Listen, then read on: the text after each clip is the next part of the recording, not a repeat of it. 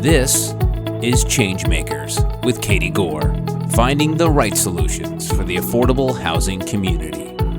Welcome back to my continuing conversation with ChangeMaker Ron Terwilliger. Ron, a few weeks ago, I spoke to Emily Kudek on the podcast, and she is running the Affordable Housing Tax Credit Coalition, and they're really focused on expanding tax credit and making it permanent. She said that there's no state in the nation that turns them back, which really shows that developers and people want to be part of the equation to build more supply. But there's also signs that we haven't made it a national priority yet. However, on your end, you're doing amazing work with the Urban Land Institute and Bipartisan Policy Center. I'm also, involved with Habitat. We have a U.S. advocacy campaign called The Cost of Home, which I co-chair. And we're trying to use the leverage of we have 400 and some odd affiliates that are active in this program, working at the local level, trying to get state and local support for better housing. And then as chairman of Enterprise Community Partners, which you mentioned earlier, we're a very strong advocate in many aspects, including a policy shop in Washington, D.C.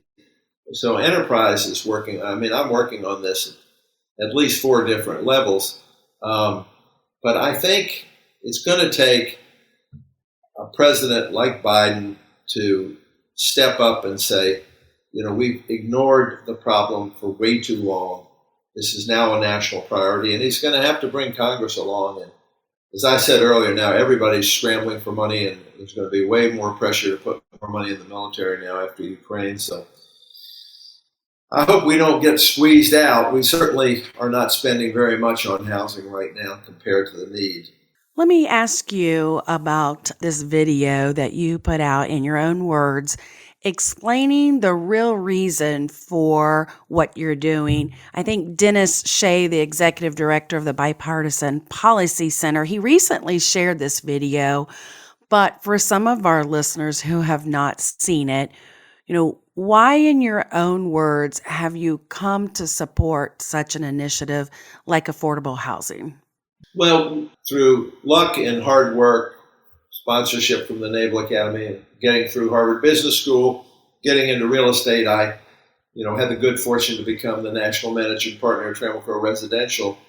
And with the support of the Crow family, we were able to be the largest apartment developer in the United States. So as I say in that video, I found myself at the age of 55, wealthy, and wanted to step back and reflect on, what my responsibility with what that wealth was. What is God's plan for me? Because this was totally unexpected. And I decided not to, leave it all to my family, which some people choose to do, which I think is a terrible idea for really wealthy people. Obviously, you have to take care of your family, but I had way more money than my family needed. And there's some risk at giving your kids money too soon and too much anyhow. I just decided to give it away. So my estate plan is to virtually give all of my money away at my death, and to try to give as much money away during my lifetime as I could, and to be engaged with the charities I supported. So I am the biggest donor at the Naval Academy at this point in time, and I am the chairman of the Naval Academy Foundation, which is a fundraising foundation.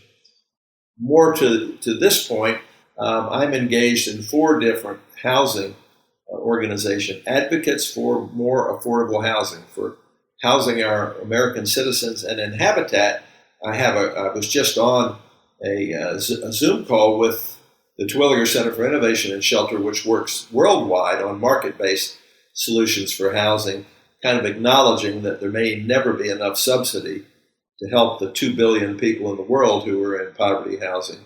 So it was simply a realization I had more money than I needed, and I should do something charitable with it. And I decided most of it was going to go to housing. Naval Academy's exception, and I also chaired for 11 years I have a Dream Foundation in New York, which helps low-income children get a good education. Because education, which comes from housing in an opportunity neighborhood where there are good schools, education, I believe, is the key for our minorities to have economic mobility, to move up and out and become independent and lose their dependence on the welfare system and stay out of jail and have a bright future. So it's just one of those things. I'm always perplexed at people who make fortunes like Bezos who don't seem inclined, and maybe I misunderestimate Jeff Bezos, but I see so many of these billionaires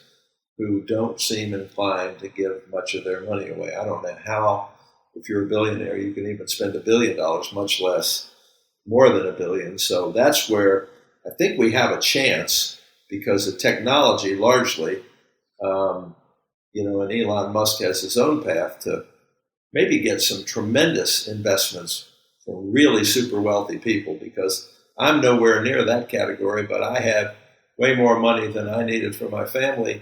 And it seemed to me the responsible thing to do, the thing that God would want me to do, is to help other families have a better life. And I thought housing was where I could be most impactful. Your philanthropic contributions are so impressive. And, just to give some scale here, you've mentioned them, but, $100 million legacy gift to Habitat for Humanity, $50 million to the U.S. Naval Academy, and similar giving to Enterprise Community Partners and the Urban Land Institute. It's obvious that finding a solution is a mission for you. There's a book Matthew Desmond wrote called Evicted. And Matthew Desmond is a researcher, I think from Harvard at the time, and he embedded himself in the poor side of Milwaukee, and he lived with people. And he has chronicled the impact on family stability and the inability of the kids to get a decent education because their family couldn't stay in a house in a stable environment, and therefore got swapped from school to school. It just makes the point in a very articulate way. The book is Evicted.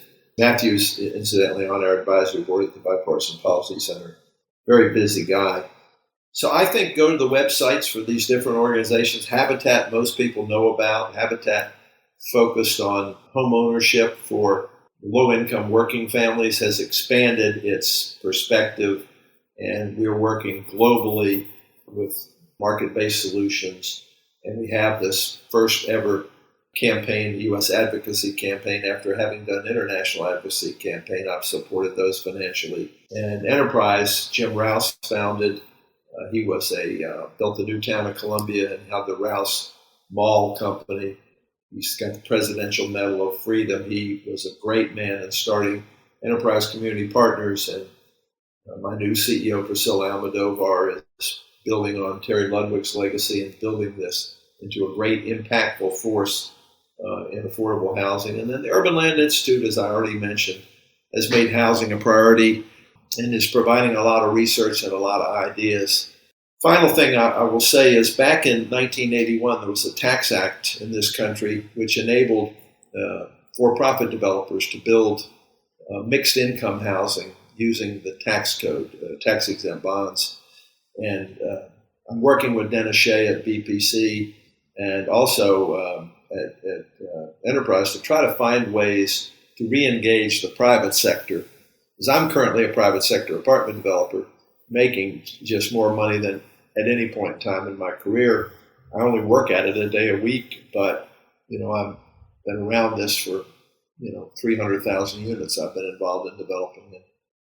If we can re-engage the private sector in trying to build mixed income communities through some skillful tax code motivation, that might be a way for us to get some supply. So check out our websites and just understand food, clothing, and shelter. We've got to invest more money in shelter for the American public. Along that line of saying, we have to engage the private sector, recently Blackstone just acquired all of AIG's affordable housing units, and they're going to be managing an affordable housing portfolio. Is that the type of structure that you're saying here that we need to engage more of? Well, I don't know. Blackstone, as most people know, is probably the biggest private equity firm in the world. Steve Schwarzman's led them for years. And interestingly, I think because it's really hard to figure out where to invest in real estate these days. One of the reasons that industrial and apartments values are so high is because they're perceived as having a decent yield compared to what you get in the bank, and then to be an inflation head because you adjust rents every 6 to 12 months.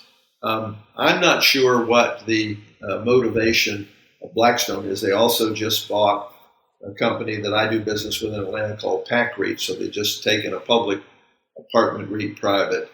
I'd like to think there's some impact investing motivations, but they've got to produce a return for their investors. So I think it's very interesting for them to buy that AIG portfolio, and I think just time will tell where they take this business. It's great to have them in the space, but I worry that the preservation of affordable housing is not likely to be a mission of an investment firm that has to produce big returns for its investors. Well, hopefully you and I can have some conversations with them to help them realize the long-term strategy here in the role, but we'll hope for good things on that. This time with you has been very enlightening, and it's been a privilege to be able to have this conversation with you and hear your wisdom and hear your passion. Well, it's been fun. I appreciate you taking an interest. What I want for the world is a world in which everyone has a decent, affordable place to live in an opportunity neighborhood that is safe, has good schools, has access to medical care and nutritional food, and it would be fantastic if we could ever get there. But I worry about the current cost trends moving way ahead of what people can afford. So let's hope we get creative and get some more leadership at the public level. We agree. Thank you very much. All right. Thank you. Thanks for listening to Changemakers with Katie Gore. To find out more about Katie, go to quadel.com. That's QUADEL.com. This has been a production of Forbes Books Radio.